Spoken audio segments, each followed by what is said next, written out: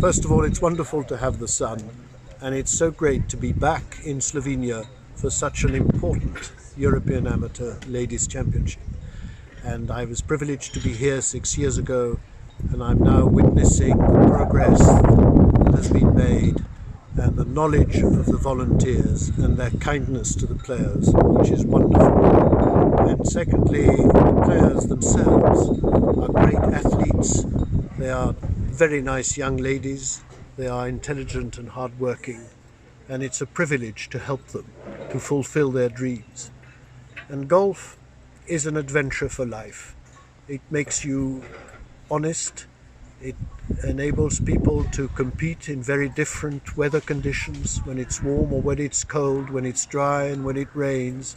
You make friends for life when you're a golfer, and I think it's a great sport for people and for society at large. Yes, I think that it would be great if many people who like golf or are interested in golf could come to Cubo Golf for this European Ladies Amateur Championship in the next 2 days to watch these very, very excellent golfers. And they will learn a lot, they will have a lot of fun, and I think it will be great for golf in Slovenia, which is doing so well.